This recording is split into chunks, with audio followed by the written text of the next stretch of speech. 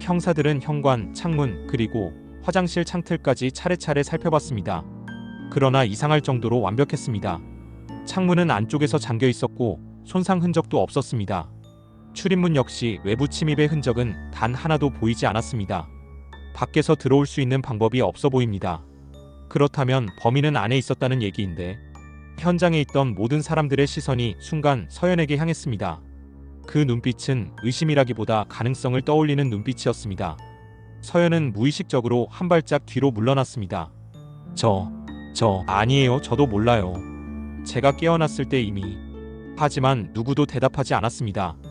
과학수사대는 묵묵히 사진을 찍고 혈흔을 채취하고 지문을 수거했습니다. 그러나 놀랍게도 지문은 서연과 남편 것 외에는 존재하지 않았습니다. 혈흔도 발자국도 이물질도 아무것도. 침입 흔적 없음, 외부 지문 없음, 외부 DNA 없음. 그럼 이건 밀실살인인 건가요? 수사관 중 한 명이 중얼거리듯 말했습니다. 그 단어가 입 밖으로 나온 순간 공간 안의 공기는 눈에 보이지 않을 만큼 미세하게 무거워졌습니다. 밀실. 외부에서 들어올 방법이 없는 상태에서 사람이 죽었다면 결론은 단 하나뿐이었습니다. 그 안에 있던 사람이 범인이다.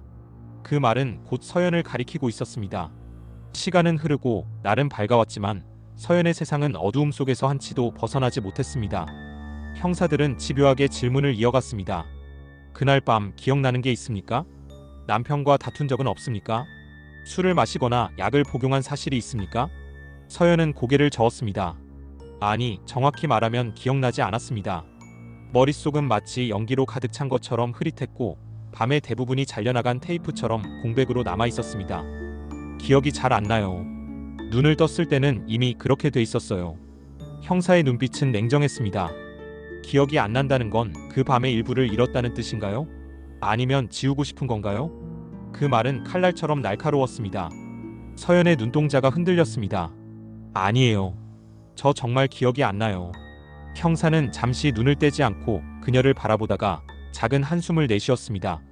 아무도 들어오지 않은 방에서 한 사람이 죽었습니다. 출입문은 잠겨 있었고 외부인의 흔적은 전혀 없었습니다. 이 상황에서 우리가 내릴 수 있는 결론은 단 하나뿐입니다. 그 말의 끝을 형사는 굳이 내뱉지 않았습니다.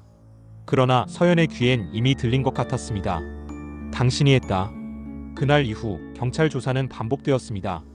형사들은 밤낮 없이 서연의 주변을 뒤졌고 이웃 주민에게 진술을 요청했습니다. 하지만 누구도 수상한 사람을 보지 못했습니다. 현관 CCTV에도 아무도 찍히지 않았습니다. 경비원조차 이상한 낌새를 느끼지 못했습니다. 사건은 완벽했습니다. 너무도 완벽해서 오히려 부자연스러울 정도였습니다. 밀실. 그 단어는 점점 서연의 머릿속을 잠식해갔습니다. 밀실이라는 말이 들릴 때마다 그녀는 자신이 한 짓이 아닌데도 점점 벽 안에 갇히는 기분을 느꼈습니다. 누군가 만들어 놓은 함정 속에 갇혀버린 기분. 그러나 서서히, 아주 서서히 다른 감각이 고개를 들기 시작했습니다. 혹시 내가? 그 생각은 처음엔 아주 미세했습니다. 하지만 그것은 하루가 다르게 커져갔습니다. 기억의 공백이 만들어낸 가능성은 어느새 그녀의 마음을 잡아먹기 시작했습니다. 그리고 그 가능성은 아직 끝나지 않은 어둠의 시작이었습니다. 시간은 서서히 흘렀지만 사건은 단 한 걸음도 앞으로 나아가지 못했습니다. 경찰은 증거 부족으로 서연을 석방했지만 용의선상이라는 단어는 여전히 그녀의 이름 옆에 따라붙었습니다. 그 후로 며칠 동안 수사가 이어졌지만 이웃들의 증언도 주변의 CCTV도 남편의 발자취를 밝혀내지 못했습니다. 서연은 무의미하게 흘러가는 시간 속에서 용의선상에 있는 것이 무섭고 괴로웠습니다. 그녀의 마음속에 불현듯 스며드는 생각이 있었습니다. 이건 단순한 사건이 아니야. 무언가 숨겨진 게 있어. 그리고 그녀는 스스로 단서를 찾아야 한다고 느꼈습니다. 남편이 왜 죽었는지, 그리고 그날 밤 무엇이 있었는지를. 그날 저녁 사건 이후 처음으로 남편의 방으로 들어섰습니다. 문을 여는 순간 공기가 달라졌습니다. 피의 냄새는 사라졌지만 아직도 이 방 어딘가에는 그날의 잔향이 떠돌고 있는 듯 했습니다. 서연은 불을 켜고 하나하나 살펴보기 시작했습니다. 서랍을 열고 옷장을 뒤지고 남편이 사용하던 노트북을 켰습니다. 처음엔 아무것도 없었습니다. 하지만 점점 이상한 점이 눈에 들어오기 시작했습니다. 옷장 안쪽 천장 가까이에 붙어있던 작은 검은색 점. 가까이 다가가 보니 그것은 카메라 렌즈였습니다. 이게 뭐지? 그녀는 떨리는 손으로 사다리를 가져와 그것을 떼어냈습니다. 카메라는 손가락 한마디보다 작았고 전원도 꺼져 있었습니다. 누가, 언제, 왜 이런 것을 설치한 걸까? 불안감은 커졌습니다. 그리고 그 카메라의 SD카드를 꺼내 노트북에 연결하는 순간 화면 속에서 믿을 수 없는 장면이 펼쳐졌습니다. 카메라는 침실을 비추고 있었습니다. 남편이 책을 읽고 서연이 그 옆에서 다과를 내오고 평범한 밤의 모습이었습니다. 그러나 시간이 흐르자 화면은 갑자기 흔들렸습니다. 어두운 조명 아래 누군가가 다가오는 그림자. 그리고 카메라 앞을 가린 어두운 실루엣. 그 실루엣이 몸을 돌리는 순간 서연은 숨이 멎었습니다. 화면 속 인물은 자기 자신이었습니다. 그러나 무언가가 달랐습니다. 표정이, 눈빛이, 걸음걸이가 익숙한데 낯설었습니다. 그녀가 알고 있는 자기 자신과는 전혀 다른 사람이었습니다. 그 자신은 남편에게 다가가더니 말없이 그의 어깨를 밀쳤습니다. 그리고 천천히, 아주 천천히 그의 목에 손을 가져갔습니다. 남편이 몸부림치는 동안에도 표정은 미동조차 없었습니다. 살인을 하고 있는 사람의 얼굴이라기보다 무언가에 완전히 빠진 사람의 얼굴이었습니다. 서연은 숨조차 쉴 수 없었습니다. 아니야. 아니야. 저건 내가 아니야. 내가 아닐 거야. 그러나 화면 속 인물은 분명 그녀였습니다. 그것이 그녀의 몸이고 그녀의 손이었으며 그녀의 눈빛이었습니다. 그날 밤 서연은 한숨도 자지 못했습니다. 심장이 요동쳤고 머릿속은 고장난 영사기처럼 같은 장면만 반복 재생되었습니다. 남편의 눈빛, 조여오는 손가락, 그리고 그 무표정한 자기 자신. 하지만 이상하게도 그 장면을 볼수록 안개 같던 기억이 서서히 짜맞춰지기 시작했습니다. 처음에는 단편적인 감각이었습니다. 손끝에 전해졌던 미묘한 온기, 손바닥에 느껴지던 맥박, 귀를 울리던 거친 숨소리. 그리고 그 모든 것이 하나의 기억으로 변해갔습니다. 내가 한 거야? 그녀는 거울 앞에 섰습니다. 비친 얼굴은 피곤하고 창백했지만 그 눈동자 안에는 설명할 수 없는 두려움이 숨어 있었습니다. 나는 누구지? 서연은 정신과를 찾았습니다. 의사는 그녀에게 조심스럽게 물었습니다. 혹시 최근 몇 달간 기억이 끊기는 순간이나 자신이 아닌 것 같은 경험을 하신 적 있나요? 그녀는 고개를 끄덕였습니다. 가끔 내가 나 아닌 것 같은 느낌이 들어요. 그리고 어떤 날은 하루가 통째로 기억나지 않아요. 의사는 잠시 침묵하다가 조심스레 말을 꺼냈습니다. 아마 해리성 정체감 장애일 가능성이 있습니다. 쉽게 말해 당신 안에 또 다른 인격이 존재하고 있을 수 있다는 뜻입니다. 그 말은 서연의 머릿속을 하얗게 만들었습니다. 또 다른 나? 그 후로 서연은 자신을 감시하기 시작했습니다. 거울 앞에서 눈빛을 살피고 매일 일기를 쓰며 하루하루의 행동을 기록했습니다. 그러나 그녀는 점점 더 알 수 없는 그녀를 발견했습니다. 밤마다 옷장이 열려 있었고 자신이 모르는 곳에서 구입한 물건들이 쌓여갔습니다. 그리고 지갑에서 빠져나간 현금, 낯선 이름의 계좌로 송금된 돈들. 어딘가에서 또 다른 나가 움직이고 있었습니다. 결정적인 기억은 어느 날 새벽에 찾아왔습니다. 머리를 쥐어뜯을 듯한 두통이 찾아왔고 눈앞이 번쩍이며 세상이 뒤틀렸습니다. 그 순간 서연의 머릿속에서 무언가가 뚝 하고 끊어졌고 오래 봉인돼 있던 영상이 다시 재생되듯 기억이 터져나왔습니다. 밤이었다. 남편이 무언가를 말하고 있었다. 차분하지만 차갑고 끝내주는 듯한 목소리. 넌 이상해졌어. 우리 이제 끝내자. 그 말이 끝나자마자 서연의 시야는 붉게 물들었다. 심장이 미친 듯이 뛰었고 귀에서 이상한 소리가 들려왔다. 그리고 다음 순간 그녀의 손은 남편의 목을 향해 뻗어 있었다. 그 입 다물어. 목을 조르고 있는 건 다름 아닌 자기 자신이었다. 눈앞이 새하얗게 번지고 남편의 눈동자가 점점 흐려졌다. 마지막으로 들려온 것은 부서진 숨소리, 그리고 뚝 하고 끊어지는 소리. 그 기억에서 깨어났을 때 서연의 입에서 나온 건 절규였다. 깍! 내가 한 거였어. 그녀는 무릎을 꿇고 울부짖었습니다. 세상에서 가장 믿고 싶지 않은 진실이 이제야 모습을 드러냈습니다. 남편을 죽인 건 침입자도 낯선 살인자도 아닌 바로 자신이었습니다. 그날 이후 서연의 세상은 완전히 무너졌습니다. 밤마다 악몽이 찾아왔고 눈을 감을 때마다 남편의 얼굴이 떠올랐습니다. 숨을 쉬어도 목덜미를 조르는 감각이 따라붙었고 식탁에 앉아도 그날의 마지막 숨소리가 귓가를 떠나지 않았습니다. 거울 앞에 서면 보였습니다. 살인을 저지른 손, 숨을 끊어버린 눈빛. 그 모든 증거가 고스란히 자신이라는 사람 안에 있었습니다. 나는 괴물이야. 시간이 지날수록 죄책감은 몸을 좀먹었습니다. 길을 걷다가도 사람들의 눈빛이 자신을 향해 속삭이는 것 같았습니다. 저 여자야 남편을 죽인 사람. 설령 그 말이 환청일지라도 서연은 이미 한계를 느끼고 있었습니다. 어느 비 내리던 새벽 서연은 무언가에 이끌리듯 집을 나섰습니다. 경찰서까지의 길은 이상하리만큼 조용했습니다. 거리를 스치는 사람 하나 없었고 간간히 비를 맞으며 지나가는 자동차 불빛만이 도시의 끝을 밝혔습니다. 문을 열고 들어서자 경찰관의 시선이 일제히 그녀를 향했습니다. 서연은 떨리는 손으로 가슴을 움켜쥐고 입을 열었습니다. 제가 죽였어요. 공기가 멈췄습니다. 잠시 정적이 흐르고 경찰관 하나가 조심스레 물었습니다. 무슨 말씀입니까? 남편을 제가 죽였어요. 기억이 돌아왔어요. 그날 제 손으로. 그 말 한마디로 모든 것이 다시 움직이기 시작했습니다.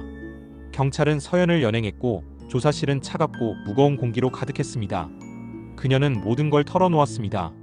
기억 속 장면, 카메라 속 영상, 그리고 자신이 느낀 모든 감정까지. 재판은 생각보다 길고 고통스러웠습니다. 검찰은 계획적 살인이라고 주장했고 변호인은 정신질환에 의한 충동적 행동이라 맞섰습니다. 그리고 전문가들의 증언이 이어졌습니다.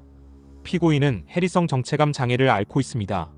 그녀 안에는 서로 다른 두 인격이 존재했고 살인을 저지른 건 본래 인격이 아닌 또 다른 자아였습니다.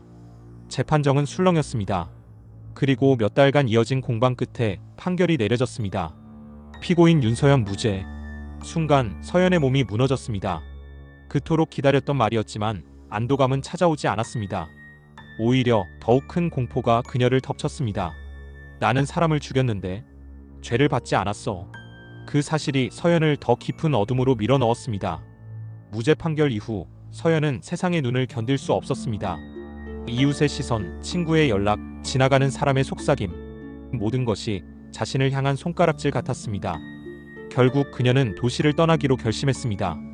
버스를 타고 기차를 갈아타고 그렇게 멀고 먼 곳으로 향했습니다. 도시의 소음이 들리지 않는 산과 들로 둘러싸인 한적한 시골 마을. 붉은 지붕의 작은 집, 마당에 핀 국화, 그리고 밤이면 귀뚜라미 소리가 가득한 그곳에서 새로운 삶이 시작됐습니다. 처음 몇 주간 서연은 노력했습니다. 심리 치료를 받았고 매일 약을 챙겨 먹으며 명상과 일기를 반복했습니다. 이제 다시 사람답게 살 수 있을 거야. 스스로에게 그렇게 말하며 하루하루를 버텼습니다. 시간은 흐르고 서연의 삶은 마치 아무 일도 없었던 것처럼 조용히 흘러갔습니다. 시골 마을의 아침은 언제나 같았습니다. 닭 울음소리에 눈을 뜨고 텃밭에 채소에 물을 주고 마을 어귀에서 마주치는 주민들과 인사를 나누는 하루. 5일장이 열리는 날이면 손수장 가방을 메고 나가 장터를 돌아다녔고 집에 돌아와서 라디오를 틀어놓고 조용히 책을 읽었습니다. 그 모든 일상은 너무도 평범했고 너무도 따뜻해서 서연 자신조차 이렇게 생각하게 만들었습니다. 이제 괜찮아. 그 애는 사라졌어. 그녀 안에서 몸부림치던 또 다른 자아. 그 끔찍한 충동과 살기의 그림자는 시간이 지나면서 점점 흐려졌고 결국 서연은 그것이 완전히 사라졌다고 믿게 됐습니다. 그날 밤 비는 유난히 세차게 쏟아졌습니다. 지붕을 두드리는 빗방울 소리가 집 안가득 울려 퍼졌고 어둠은 마치 무언가를 숨기듯 두껍게 내려앉아 있었습니다. 외출을 마치고 돌아온 서연은 우산을 현관 옆에 세워두고 신발을 벗었습니다. 젖은 옷자락에서 빗물이 뚝뚝 떨어졌지만 그녀는 아무렇지 않다는 듯 미소를 지었습니다. 익숙한 동선으로 부엌을 지나 거실을 건넜고 그 길 끝엔 오래된 문 하나가 있었습니다. 문 앞에서 서연은 잠시 걸음을 멈췄습니다. 심장이 천천히 그러나 묘하게 크게 뛰기 시작했습니다. 마치 오래된 본능이 깨어나는 것처럼. 그녀는 문고리를 잡았습니다. 손끝이 살짝 떨렸지만 주저함은 없었습니다. 문이 끼익하고 열리는 소리가 정적을 갈랐습니다. 방 안은 어두웠습니다. 달빛 한 줄기조차 들어오지 않는 침묵뿐인 공간.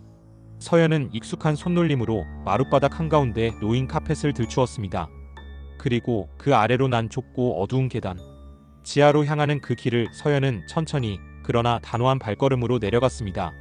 계단 아래 눅눅한 흙냄새와 차가운 공기가 그녀를 맞이했습니다. 지하실 끝자락에 다다랐을 때 서연은 다시 한번 문 앞에서 멈춰 섰습니다. 이번엔 이상하리만큼 평온한 숨을 내쉬며 아주 자연스러운 동작으로 손잡이를 돌렸습니다. 문이 열리자 캄캄한 방 안에서 들려온 것은 낮고 끊어진 신음소리였습니다. 으으. 서연의 눈앞에는 한 남자가 있었습니다. 손목과 발목은 굵은 밧줄로 꽁꽁 묶여 있었고 입에는 천이 물려 있었습니다. 살점이 파인 자국과 멍이 여기저기 번져 있었고 눈동자는 극도의 공포로 떨고 있었습니다. 남자는 서연을 보자 몸부림쳤습니다. 그 눈빛은 도와달라고 말하고 있었지만 이곳에 도움 따위는 존재하지 않았습니다. 서연은 말없이 그를 바라봤습니다. 눈빛엔 동정도 분노도 없었습니다. 그저 아주 깊고 고요한 확신만이 깃들어 있을 뿐이었습니다. 그리고 그녀의 입가가 서서히, 아주 서서히 올라가기 시작했습니다. 처음엔 미묘한 미소였지만 곧 그것은 입꼬리가 찢어질 듯한 광기로 번졌습니다. 하하하하하하하. 웃음이 터져나왔습니다. 처음엔 낮고 억눌린 소리였지만 곧 방 안을 울리는 광기 어린 폭소로 바뀌었습니다. 그 웃음 속엔 기쁨도 해방감도 그리고 오래 참아왔던 본성이 마침내 깨어난 환희가 뒤섞여 있었습니다. 서연은 천천히 남자에게 다가갔습니다. 발소리가 마룻바닥을 울릴 때마다 남자의 몸부림은 더 거세졌습니다. 그는 눈물을 흘리며 고개를 저었지만 서연은 그저 미소 지을 뿐이었습니다. 알아? 사람들이 뭐라 말했는지. 그녀의 목소리는 속삭이듯 낮고 기묘하게 따뜻했습니다. 그들은 내가 불쌍하다고 했어. 피해자라고 했고 무죄라고 했지. 아, 정말 웃기지 않아? 그녀는 고개를 약간 기울이며 남자의 눈을 들여다봤습니다. 그건 다 연기였어. 법정에서 흘린 눈물도 시골에서 살아가는 모습도 다 처음부터 여기로 오기 위해 연극을 한 거야. 남자는 온몸을 비틀며 비명을 지르려 했지만 천에 막혀 소리조차 제대로 나오지 않았습니다. 서연은 그를 내려다보며 마지막 한마디를 던졌습니다. 이제 진짜 쇼를 시작할 시간이야. 그날 밤 빗소리는 여전히 집을 두드렸고 마을은 고요히 잠들어 있었습니다. 아무도 몰랐습니다. 이 조용한 마을 끝 돌담 너머 오래된 집 지하에서 어떤 비명이 질식되어 사라지고 있는지. 서연은 창문을 열어 젖히며 깊게 숨을 들이켰습니다. 빗물 냄새와 흙내음이 뒤섞인 방 공기가 폐 깊숙이 스며들었습니다. 그녀의 표정은 평온했습니다. 마치 그 어떤 죄책감도 느끼지 않는 사람처럼. 거울에 비친 얼굴은 더 이상 윤서연이 아니었습니다. 그것은 이름조차 필요 없는 존재, 살인을 통해서만 존재를 증명하고 죽음을 통해서만 살아있음을 느끼는 진짜 그녀였습니다. 그녀는 속삭였습니다. 그래, 이제야 진짜 내가 돌아왔어. 사람은 누구나 두 얼굴을 가지고 있습니다.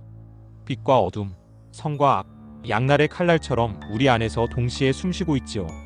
우리는 어둠을 이겨냈다고 믿습니다. 하지만 그 어둠은 결코 사라지지 않습니다. 그저 깊은 곳에서 잠들어 있을 뿐. 그리고 우리가 가장 평화롭다고 믿는 순간 그 어둠은 눈을 뜹니다. 낯선 나의 얼굴로 나타나 조용히, 그러나 확실하게 우리 삶을 집어삼킵니다. 거울 속 당신은 지금 어느 쪽입니까?